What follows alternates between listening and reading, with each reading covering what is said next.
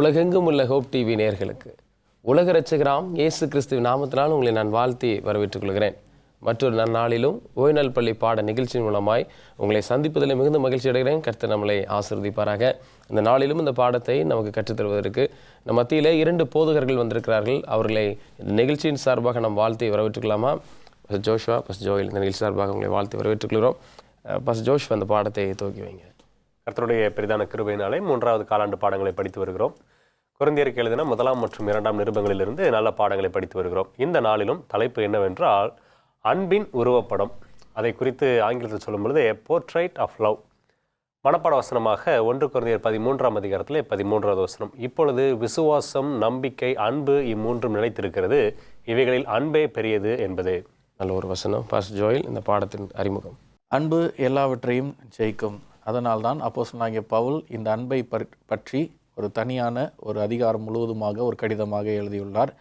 அதுவும் குறிப்பாக இந்த அகாப்பே என்ற அன்பு புதிய ஏற்பாட்டிலே ஏறக்குறைய 135 முறைகளுக்கும் மேலாக கொடுக்கப்பட்டிருக்கிறது. அதாவது பாதிக்கு பாதி என்ற அளவிலே இந்த அன்பு மீண்டும் மீண்டுமாக நமக்கு சொல்லப்பட்டிருக்கிறது. கடந்த வார பாடத்திலே அன்பில்லாமல் ஒன்றும் செய்ய முடியாது என்று சொல்லி நாம் படித்தோம். குறிப்பாக ஆவியின் வரங்கள் கூட அன்பில்லாமல் செயல்படாது என்று சொல்லி நம்ம படித்திருந்தோம். இந்த வாரத்திலும் இந்த அன்பை குறித்து இன்னும் சில ஆழமான பாடங்களை இந்த ஆராய்ச்சியின் மூலமாக நாம் கண்டறிய இருக்கிறோம். நல்ல ஒரு அறிமுகம். முதல்ல ஒரு கேள்வி, நல்ல ஒரு ப்ராக்டிக்கலாக நான் யோசிச்சிருக்கேன். என்னென்னா, நான் இப்போ பிறருக்கு உதவி செய்கிறேன். அந்த உதவியானது நான் செய்து முடித்ததுக்கப்புறம் நான் என்ன ஃபீல் பண்ணுவேன் அப்படின்னா, அப்பா என்னோடய கடமை முடிஞ்சிருச்சு அப்படின்னு நினைப்பேன். ஆனால் பாட ஆசிரியர் ஒரு வித்தியாசமாக சொல்கிறாரு. அன்பு இல்லாமல் நாம் செய்யும் உதவி நல்ல செயல்கள் இல்லை என்ற மாதிரி சொல்கிறாரு. அது பயனற்றதாக போயிடும் அப்படிங்கிறாரு. ஏன் அப்படி சொல்கிறாரு? ஃபர்ஸ்ட் அவங்க அறிமுகத்தில் சொன்னது போலவே அன்பை குறித்து நம்ம அதிகமாக படிக்கிறோம். குறிப்பாக பவுலுடைய எழுத்துக்களில் இந்த 1 கொரிந்தியர் 13ஆம் அதிகாரத்தில் முழுவதுமாக படிக்கிறோம். போன வார பாடத்துலேயும் நம்ம இந்த காரியத்தை லைட்டாக டச் பண்ணோம். இந்த வாரத்தில் அதை இன்னும் அதிகமாக நம்ம படிக்க இருக்கிறோம். அன்பு இல்லாமல் நாம் செய்யக்கூடிய எதுவாக இருந்தாலும் அது பயனற்றதாகவே காணப்படும். அது எவ்வளோ பெரிய காரியங்களாக இருந்தாலும். இந்த அன்பு என்று சொல்லும் பொழுது இதை ஆங்கிலத்தில் லவ், நம்ம பாட தலைப்பு சொல்லும்போது போர்ட்ரைட் ஆஃப் லவ் என்று சொன்னேன். சில பேர் சொல்லுவாங்க I love strawberries, I love apple, அந்த மாதிரிலாம் சொல்லும்போது இந்த லவ் அந்த லவ் கிடையாது. இந்த அன்பு, அதாவது இது எனக்கு பிடிக்கும், இதை நான் செய்கிறேன், இதை விரும்புகிறேன் அப்படின்ற வார்த்தையை சொல்லக்கூடிய லவ்வை பற்றி நம்ம பார்க்கல. போதகரவர்கள் அறிமுகத்தில் சொல்லும்போது இந்த அகாப்பே என்கிற அந்த வார்த்தையின் அடிப்படையில் வரக்கூடிய அன்பை குறித்து இது ஆண்டவர் கொடுக்கக்கூடிய அன்பு. ஏனால் ஆண்டவரே அன்பாக இருக்கிறார். அந்த அன்பின் வெளிப்பாடாகத்தான் அவருடைய குமாரனை கொடுத்தார். அந்த அன்பின் வெளிப்பாடாக அவரை கொடுத்தது தான் நம்மக்கிட்ட ஆண்டவர் எதிர்பார்க்கிறார். எதையும் எதிர்பார்க்காமல் செய்யக்கூடிய அந்த ஒரு வாழ்க்கை, அதுதான் அன்பு என்று நம்ம பார்க்கிறோம். அதை குறித்து தான் 1 கொரிந்தியர் 13ஆம் அதிகாரத்தில் வாசிக்கும் பொழுது நம்ம என்ன செஞ்சாலும் இந்த அடிப்படையான அன்பு நம்மள்கிட்ட இல்லைன்னு சொன்னால் அது பயனற்றது கர்த்தருடைய பார்வையில் என்று நம்ம பார்க்கிறோம். நல்ல ஒரு விளக்கம் மாஸ்டர். ஆண்டவர் ஒரு கேள்வியை சொல்கிறதாக ஆசிரியர் பதிவு பண்ணுறாரு. வருகிற காலத்தில், இறுதி காலத்தில் அன்பெல்லாம் குறைஞ்சிரும் அப்படின்னு சொல்லி கிறிஸ்து சொல்கிறார். எதனால் சொல்கிறாரு? எதன் அடிப்படையில் அதை சொன்னார்?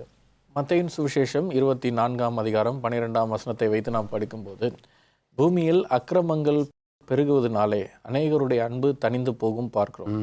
என்ன வகையான அன்பு இதில் தணிந்து போகும் என்று சொல்லி நாம் பார்க்கும்போது, யோவானின் சுவிசேஷம் 13ஆம் அதிகாரம் 35ஆம் வசனத்தை நாம் பார்க்கும்போது, நீங்கள் ஒருவரில் ஒருவர் அன்புள்ளவர்களாக இருந்தால் அப்படின்னு சொல்லி நம்ம பார்க்கிறோம்.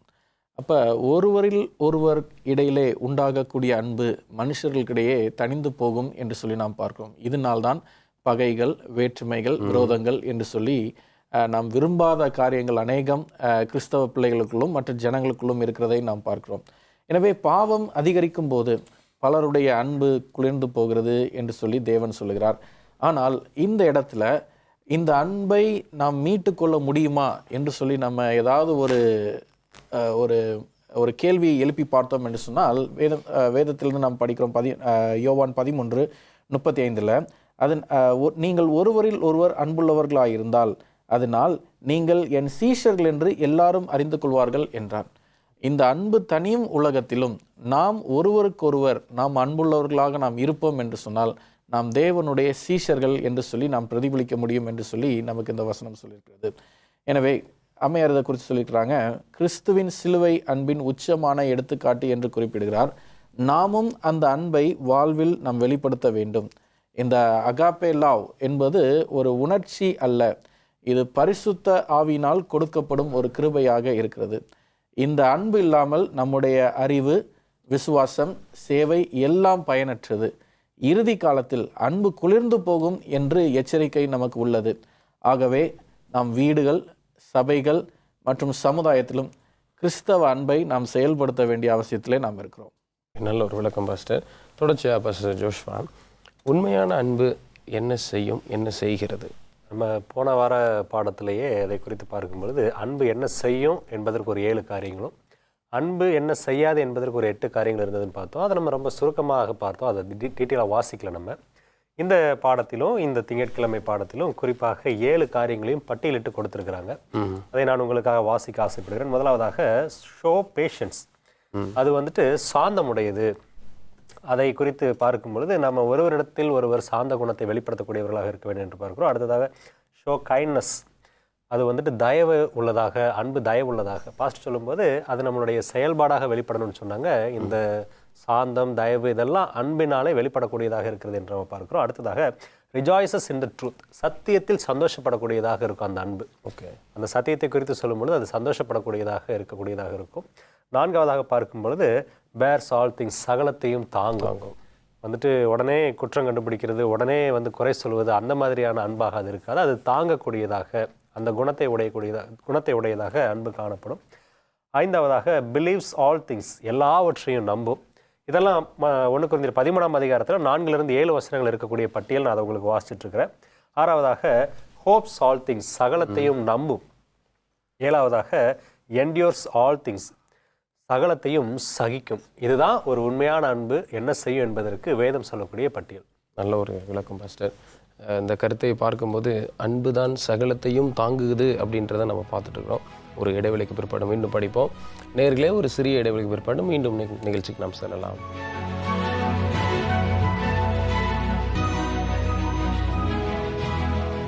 நேயர்களே, வாங்க நிகழ்ச்சிக்கு நாம் செல்லலாம். பாஸ்டர், இந்த அன்பை நம்முடைய வாழ்க்கையில் எப்படி காட்டலாம், எந்த செயல் மூலமாக நம்ம ரிஃப்ளெக்ட் பண்ணலாம்? அன்பை நாம் வெளிப்படுத்துவதற்கான முதலாவது நிபந்தனை என்னன்னு சொன்னால் பாரும்போது தாழ்மையான ஒரு குணம். வேதம் இதை குறித்து நமக்கு பேசுகிறது. எபேசியர் 4ஆம் அதிகாரம் 2ஆம் வசனத்தில், மிகுந்த மனத்தாழ்மையும் சாந்தமும் நீடிய பொறுமையும் உடையவர்களாய் அன்பினால் ஒருவரை ஒருவர் தாங்கி. எனவே நாம் பிறரை நாம் ஆதரிக்க, பிறரிடத்திலே நாம் அன்பு செய்ய வேண்டும் என்று சொல்லி நாம் விரும்பினால் அந்த மிகுந்த மனத்தாழ்மையை நாம் பிரதிபலிக்கிறவர்களாக நாம் இருக்க வேண்டும். இதுக்கு ஒரு சிறந்த எடுத்துக்காட்டு இயேசு கிறிஸ்துவானவர். அவருடைய மிகுந்த மனத்தாழ்மையினாலே அவருடைய அன்பை வெளிப்படுத்தினார். இன்னைக்கு நாம் எல்லாம் அவருடைய அன்பினாலே நாம் பிழைத்தவர்களாக நாம் இருக்கிறோம். யோவானின் சுவிசேஷம் 15ஆம் அதிகாரம் 12ஆம் வசனத்தை நாம் பார்க்கும்போது, நான் உங்களில் அன்பாய் இருக்கிறது போல நீங்களும் ஒருவரில் ஒருவர் அன்பாய் இருக்க வேண்டும் என்பதே என்னுடைய கற்பனையாய் இருக்கிறது என்று சொல்லி நாம் பார்க்கிறோம். எனவே கிறிஸ்துவினுடைய விருப்பமும் நாம் ஒருவருக்கொருவர் அன்போடும், நாம் ஒருவருக்கொருவர் வேற்றுமை இல்லாமல் ஒன்றுபட்டவர்களாக இருக்க வேண்டும் என்பதே அவருடைய பிரயாசமாக இருக்கிறது. எனவே இதை செயல்படுத்த மனத்தாழ்மை அவசியம். இன்னொன்று, நம்முடைய சுயத்தை நாம் மறிக்க கொடுத்து கிறிஸ்துவினுடைய தயவை நாம் பெற்றுக்கொள்ளும் போது இதனை நாம் செயல்படுத்துகிறவர்களாக நாம் இருக்கிறோம். அம்மையார் இதை குறித்து எழுதுகிறாங்க, கிறிஸ்துவின் அன்பை தினமும் தியானித்து அதை நம் குடும்பம் மற்றும் சபையில் நடைமுறைப்படுத்த வேண்டும் என்று அறிவித்திருக்கிறார் என்று சொல்லலாம் பார்க்கிறோம். எனவே இந்த அன்பை நம்ம எப்படி நம்ம வெளியில் கொண்டு வர போகிறோம், நம்ம எவ்வளோக்கெவ்வளோ கிறிஸ்துவை நம்ம தியானித்து எவ்வளோக்கெவ்வளோ கிறிஸ்துவை நம்ம பார்க்குறோமோ அவ்வளவுக்கு அவ்வளோ அவருடைய குணமாகிய இந்த அன்பை நம்முடைய சபைகளிலும் அன்பிலும் நம் குடும்பங்களிலும் நாம் கொண்டு வர முடியும். நல்ல ஒரு பாயிண்ட் பாஸ்டர். அப்போ இதுலேருந்து என்ன லேர்ன் பண்ணோன்னா, அன்பு ஒரு உணர்ச்சி மட்டுமல்ல, நம்மளுடைய லைஃப் ஸ்டைலில் இருக்க வேண்டிய ஒரு செயல்பாடு அப்படின்றத நம்ம பார்க்குறோம். பாஸ்டர் ஜோஷ்வா, இந்த போன முறை கேட்கும்போது அந்த அட்ரஸ் பண்ணிங்க, இந்த உண்மையான அன்பு என்ன செய்யாது? நம்ம இந்த 1 கொரிந்தியர் 13ஆம் அதிகாரத்தில் 4லிருந்து 7 வசனங்களை வாசிக்கும் பொழுது அன்பு என்ன செய்யும் அப்படின்னு படிக்கிற நேரத்தில் அன்பு என்ன செய்யாது, அதாவது அன்பு இப்படியெல்லாம் செய்யாது அப்படின்றத குறித்து ஒரு பட்டியலை பவுலர் எழுதியிருக்கிறார். அதில் ஒரு 8 காரியங்கள் இருக்குது. அதில் என்ன இருக்குதுன்னு பார்த்தோம்னா, 4வது வசனத்திலேருந்து வாசிக்கும் பொழுது ஒவ்வொரு லிஸ்ட்டாக உங்களுக்கு நான் சொல்கிறேன். டஸ் நாட் என்வி, அன்புக்கு பொறாமை இல்லை. அன்பு தன்னை புகழாது, இருமாப்பா இராது, இங்கே இந்த கொரிந்து பட்டணத்தில் இருந்த பிரச்சனை, பெரிய பிரச்சனை என்ன அப்படின்னு சொன்னால் பொறாமைப்படுவது. அந்த குழுக்களாக பிரிந்து கொண்டு நான் தான் பெரியவன், நீ தான் பெரியவன் என்று சொல்லி ஒருவரை ஒருவர் பொறாமையோடு பார்ப்பது, தன்னை புகழுவது. இன்னும் நம்ம வரக்கூடிய நாட்களில் ஈவன் பவுலவே கீழே வச்சுட்டு நாங்கள் தான் பவுலோட பெரியவங்கன்னு சொன்ன நாட்கள்லாம் இருக்கிறாங்க. கண்டிப்பாக. ஆனால் எனவே தன்னை புகழக்கூடிய அந்த குணம், இதெல்லாம் ஏன் பவுல் மென்ஷன் பண்ணுறேன்னு சொன்னால், அன்பு என்பது கிறிஸ்துவனுடைய அன்பு. அந்த அன்பு என்பது நம்முடைய வார்த்தையினால் அல்ல, நம்முடைய வாழ்க்கையில் வெளிப்பட வேண்டும் என்பதை பார்த்து கொண்டிருக்கிறோம். எந்தெந்த குணங்களெல்லாம் தேவனுடைய அன்பு வெளிப்படுத்தும் என்பதை முன்னாடி பார்த்துட்டோம். எந்த குணங்களை கண்டிப்பாக அந்த தேவனுடைய அன்பு வெளிப்படுத்தாது என்று பார்க்கும்போது பொறாமையின் குணம் அங்கே இருக்காது, தன்னை புகழக்கூடிய குணம் அங்கே இருக்காது, இருமாப்பாக இருக்கக்கூடிய குணம் அங்கே இருக்காது. நான்காவதாக பார்க்கும் பொழுது டஸ் நாட் பிஹேவ் ரூட்லி, அதாவது அயோக்கியமானதை செய்யாது, தற்பொழிவை நாடாது, சினமடையாது, தீங்கு நினையாது. இதையெல்லாம் நம்ம வாசிக்கிறோம். இந்த லிஸ்ட்டில் இருக்கக்கூடிய காரியங்கள் எல்லாவற்றையும் தேவனுடைய அன்பாகிய அந்த குணத்தை உடையவங்க செய்ய மாட்டாங்க என்பதை பவுல் சொல்கிறார். நம்ம என்னெல்லாம் இந்த உண்மையான அன்பு செய்யும் என்று பார்க்குற அதே நேரத்தில் என்னெல்லாம் செய்யாது என்பதை பார்த்துருக்குறோம். நம்முடைய வாழ்க்கையில் ஒருவேளை பொறாமை இருந்துச்சுன்னு சொன்னால் நாம் இன்னும் கிறிஸ்துவின் அன்பிலே பூரணப்படலை. நம்மளுடைய வாழ்க்கை இன்னும் கிறிஸ்துவின் அன்பை பிரதிபலிக்கிற ஒரு வாழ்க்கையாக இல்லை. நாம் மற்றவர்களை பார்த்து சினம் அடையும் பொழுது, மற்றவர்களை பார்த்து பொறாமை அடையும் பொழுது, நம்மை நாமே புகழ்ந்து கொள்ளும் பொழுது, இப்படிப்பட்ட காரியங்கள் இருமாப்பாக இருக்கும் பொழுது, இன்னும் தீங்கை குறித்து பார்க்கும் பொழுது, தற்பொழிவை நாடி சினம் அடையும் பொழுது, இந்த தீங்கு நினைக்கும் பொழுது, இதெல்லாவற்றையும் யோசிக்கும் பொழுது நான் கிறிஸ்துவின் அன்பிலே பூரணப்படலை, அதாவது கிறிஸ்துவின் அன்பில் இன்னும் வளரலை என்ற அந்த ஒரு எண்ணத்தை நம்ம மனசில் வச்சுக்கிட்டு குறைவுபட்டிருக்கிறோம். கிறிஸ்துவ போயிட்டு ஆண்டவரே உங்களுடைய அன்பை பிரதிபலிக்கக்கூடிய ஒரு வாழ்க்கையை வாழ எனக்கு பலன் தாங்கன்னு சொல்லி நம்ம ஜெபிக்கணும். நல்ல ஒரு பதில் பாஸ்டர். தொடர்ந்து பார்க்கும்போது இந்த அன்பு அப்படின்னு சொல்லும்போது பிறரின் தவறுகளை பெருசாக எண்ணிக்கொள்ளாது அப்படின்னு சொல்கிறாங்க. அது எப்படி அந்த அன்பு இருந்தால் அது சாத்தியமா? அன்பு சகல பாவத்தை மூடும் என்று சொல்லி நாம் பரிசுத்த வேதத்திலே நாம் வாசிக்கின்றோம். இந்த ஆசிரியர் குறிப்பில் எழுதும்போது எழுதியிருக்கிறாங்க, அன்பு குற்றங்களை பதிவு செய்யாது, அதுக்கு மாறாக அன்பு மன்னிக்கிற குணத்தை உடையதாக இருக்கும் என்று சொல்லி நாம் பார்க்கிறோம். எனவே பிறருடைய தவறுகளில் சந்தோஷப்படாது, உண்மையில் மன்னிப்பதனாலே மகிழ்ச்சி அடைவதுதான் அன்பு என்று சொல்லி நம்ம பார்க்கிறோம்.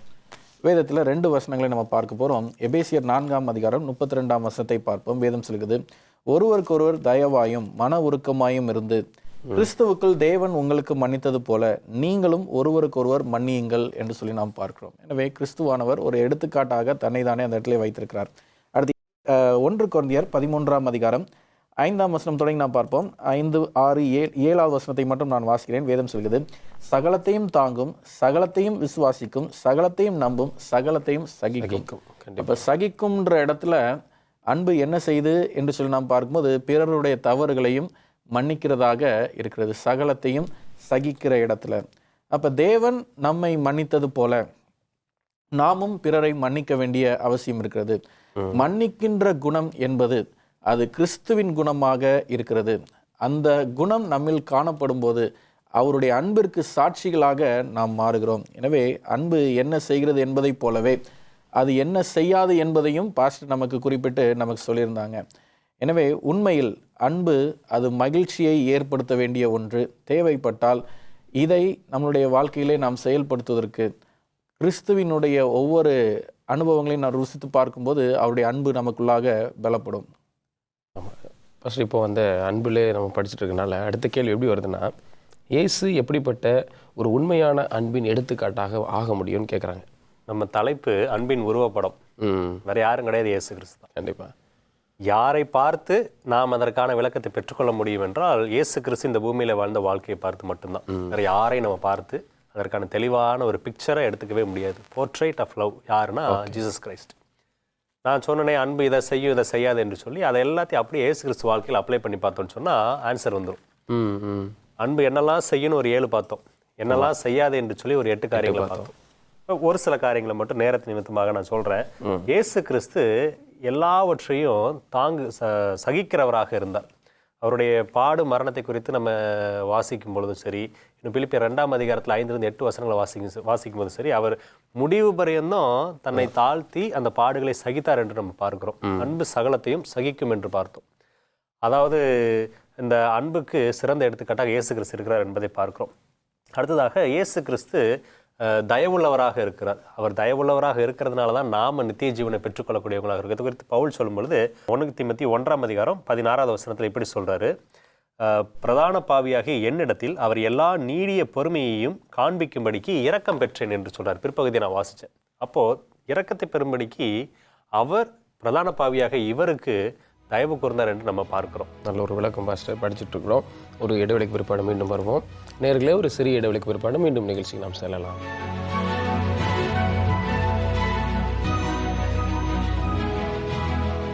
நேர்களே, வாங்க படிப்போம். பாஸ்டர் தொடர்ந்து சொல்லுங்க. இயேசு கிறிஸ்து எப்படி அந்த அன்பின் உருவப்படமாக இருந்தார், நமக்கான எடுத்துக்காட்டாக இருக்கிறார்னு பார்த்துட்டு இருந்தோம். 2 காரியங்களை நான் உங்களுக்கு சொல்லியிருந்தேன். அவர் இரக்க குணமுடையவராக தயவு உடையவராக இருந்தார் என்று பார்த்தோம். அவர் சகலத்தையும் தாங்கினார், சகித்தார் என்று சொல்லி பார்த்தோம். அடுத்ததாக பார்க்கும் பொழுது சத்தியத்தில் சந்தோஷப்பட்டவராக, நீங்கள் யோவான் 17 எடுத்து வாசிச்சிங்கன்னு சொன்னால், அவர் செய்கிற அந்த ஜெபத்தில் முக்கியமாக 12, 13, 14 வசனங்களில் வாசிக்கும் பொழுது சத்தியத்தில் சந்தோஷப்படக்கூடிய அந்த அனுபவத்தை நம்மால் பார்க்க முடியும். கடைசியாக ஒரு காரியத்தை மட்டும் சொல்லி நான் முடிக்கிறேன். இயேசு கிறிஸ்து சகலத்தையும் நம்பினவராக இருந்தார். உதாரணத்துக்கு சொல்லணும்னா பவுலாருடைய வாழ்க்கை. சவுலாக இருந்தபோது ஆண்டவர் அவனை தேடி வந்தார். கண்டிப்பாக அவன் பிரயாணப்பட்டு போகும் பொழுது ஆண்டவர் வந்தார். அவனுடைய கண்கள் குருடாக போகிறது. அப்போ அனனியா என்கிற தீர்க்கதரிசியின் இடத்துல சொல்கிறாரு, நீ அவனை போய் பாரு, அவன் எனக்காக பல நபர்களை சத்தியத்தில் அழைத்து வரப்பாருன்னு சொன்ன மாத்திரத்தில் அனனியா நம்பவே இல்லை. அவன் இப்படிப்பட்டவனாச்சு ஆண்டவர்னு சொல்லும் பொழுது ஆண்டவர் சொல்கிறாரு, அப்போஸ்தலர் 9:13-14 வசனத்தை வாசிக்கும் பொழுது, அவன் எனக்காக தேர்ந்தெடுக்கப்பட்ட என்னுடைய பாத்திரம் என்று சொல்கிறார். எப்போ? அவன் எல்லாத்தையும் செய்கிறதுக்கு முன்னாடியே அவனை நம்பினார். இன்றைக்கி நம்ம எல்லாத்தையும் நம்பி தான் ஆண்டவர் கூப்பிட்டுருக்காரு. அன்பு அதுதான். இதை செஞ்சாதான் நான் நம்புவேன் அப்படின்னு சொல்லி நம்ம நினைக்கிற மாதிரி ஆண்டவர் நம்மளை நினைக்கிறது கிடையாது. எனவே அவர் இந்த அன்பிற்கு உருவப்படமாக எடுத்துக்காட்டாக இருக்கிறார். அதே போல் நாம் இருக்க நம்ம முயற்சி பண்ணுவோம். ஜோயல், இயேசுவின் அன்பை நம்முடைய வாழ்க்கையில் எப்படி பிரதிபலிக்கலாம்? சாத்தியமாக இருக்கா? சாத்தியமாக இருக்கிறது. வேதம் சொல்லிருக்கிறது 1 யோவான் 4 7, 8 ஆகிய வசனத்திலே நாம் பார்க்கும்போது, நாம் தேவனை நாம் எவ்வளவுக்கு எவ்வளோ அதிகமாக நாம் அறிந்து கொள்கிறோமோ அவ்வளவுக்கு அவ்வளோ நாம் அவருடைய அன்பை பெற்று அவருடைய அன்பை நம்மால் பிரதிபலிக்க முடியும் என்று சொல்லி நாம் பார்க்கிறோம்.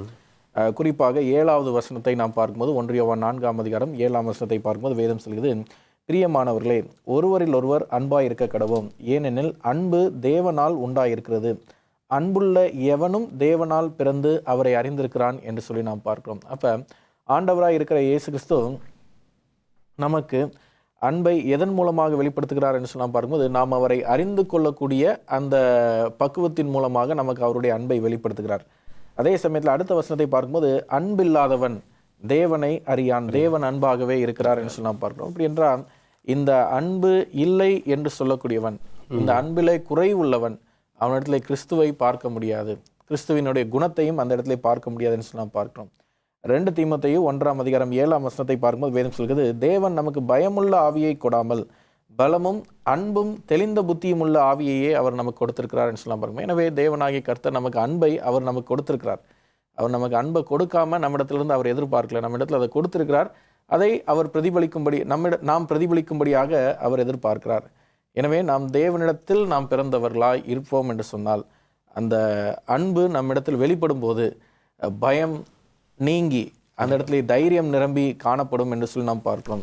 குறிப்பாக அம்மையார் இதை குறித்து எழுதியிருக்கிறாங்க, இயேசுவோடு நெருக்கமான உறவு வைத்திருக்கும் போது அவருடைய சுபாவம், அதாவது அவருடைய குணம் நம்மில் பிரதிபலிக்கும் என்று அவர் அறிவுறுத்தப்பட்டிருக்கிறது என்று சொல்லி நாம் பார்க்கிறோம்.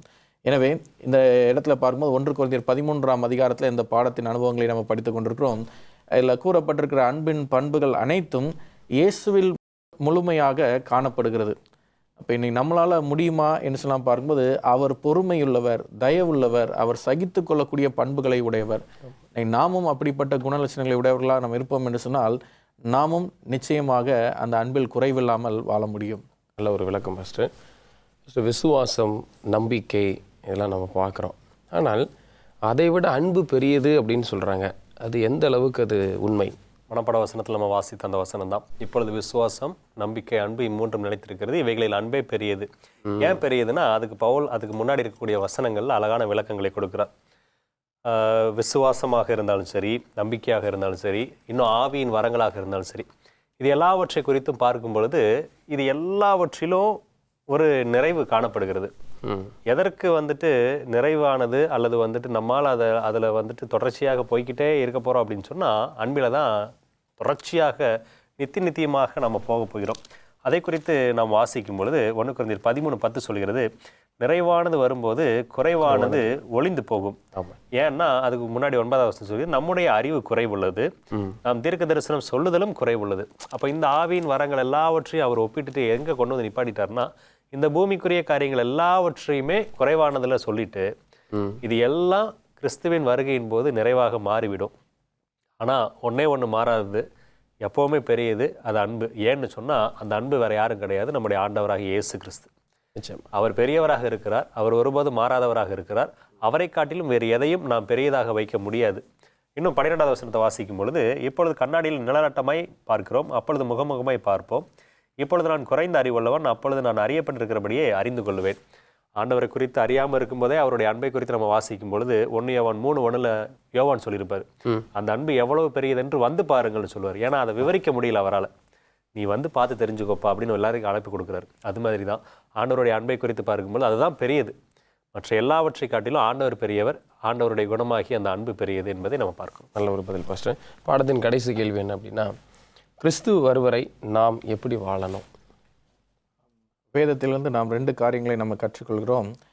2 கொரிந்தியர் 5ஆம் அதிகாரம் 6, 7 ஆகிய வசனங்களை நாம் பார்க்கும்போது, நாம் தரிசித்து நடவாமல் விசுவாசத்தில் நாம் நடக்கிறோம் என்று சொல்லி நாம் பார்க்கிறோம். எனவே கிறிஸ்து வரும் வரை நாம் எப்படி வாழ வேண்டும்? விசுவாசத்தினால் நாம் வாழ வேண்டும். 7வது அதிகாரம் சொல்லுது, இந்த தேகத்தில் குடியிருக்கையில் கர்த்தரிடத்தில் குடியிருக்கிறவர்களாக இருக்கிறோம் என்று அறிந்தும் எப்பொழுதும் தைரியமாக இருக்கிறோம். இந்த தைரியம் என்ற இடத்துல நம்பிக்கை என்ற வார்த்தையும் நமக்கு அந்த இடத்துல செட் ஆகி வர்றதை பார்க்குறோம். அதுக்கு ஈடாக ரோமர் நிருபம் 5ஆம் அதிகாரம் 5ஆம் வசனத்தை நாம் பார்க்கிறோம். அப்போ விசுவாசத்தினாலும் தைரியத்தினாலும் நாம் அவர் மேலே வைத்திருக்கிற நம்பிக்கையிலும் நாம் உறுதியாய் இருந்து வாழ வேண்டும் என்பதே தேவனாகிய கர்த்தர் அவர் நமக்கு வெளிப்படுத்தின அன்பின் நோக்கமாக இருக்கிறது. நல்ல ஒரு அழகான பாடம் பாஸ்டர். அப்போது ப்ராக்டிக்கலாக ஒரு கேள்வி நம்ம பார்ப்போம். இந்த உபதேசத்தை கேட்கும் போதும் இந்த ஒரு விளக்கத்தை பார்க்கும் போதும் அன்பு இல்லைன்னா எதுவுமே இல்லைன்னு சொல்ல வராங்களா?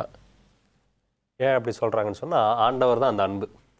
தேவன் அன்பாகவே இருக்கிறார். 1 யோவான் 4ஆம் அதிகாரத்தில் நம்ம வாசிக்கிறோம், அவரை பின்பற்றுகிறேன் என்று சொல்லுகிறவன் அவர் நடந்தபடியே தானும் நடக்க வேண்டும். 1 யோவான் 2ஆம் அதிகாரம் 6, 7 வசனங்கள் நம்ம வாசிக்கிறோம். எனவே அன்பு இதெல்லாம் செய்யணும்னா இயேசு கிறிஸ்து இதெல்லாம் செய்தார்.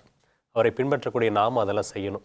ஆனால் அன்ஃபார்ச்சுனேட்லி அங்கே எதையெல்லாம் அன்பு செய்யாதுன்னு பவுல் பட்டியலிட்டிருக்கிறாரோ அது எல்லாவற்றையும் கொரிந்து சபையினர் செய்தாங்க. அதனால தான் அவர் இதை எழுதியிருக்கிறாரு. இன்றைக்கி ஒருவேளை நம்முடைய வாழ்க்கையிலும் அப்படிப்பட்ட அனுபவம் இருந்துச்சுன்னா மனம் மாறுவோம். கிறிஸ்துவை பின்பற்றக்கூடிய நாம் கிறிஸ்துவை உடையவராக அந்த அன்பை பிரதிபலிப்போம். நிச்சயமாக நல்ல ஒரு விளக்கத்தை கொடுத்தீங்க. இந்த நிகழ்ச்சியின் சார்பாக இருவருக்கும் நன்றியை தெரிவித்துக் கொள்கிறேன். நேயர்களே, யோசித்து பாருங்கள், அன்பு எவ்வளவு பெரிய ஒரு ஆயுதமாக இன்னைக்கு நமக்கு தேவை என்பதை இந்த பாடம் நமக்கு கற்றுக் கொடுக்கிறது. அந்த அன்பை பகிர்வோம். கர்த்தர் உங்களை ஆசீர்வதிப்பாராக. மீண்டும் நிகழ்ச்சியில் சந்திக்கும் வரைக்கும் கர்த்தருடைய கிருபை என்றென்றும் இருப்பதாக. ஆமென்.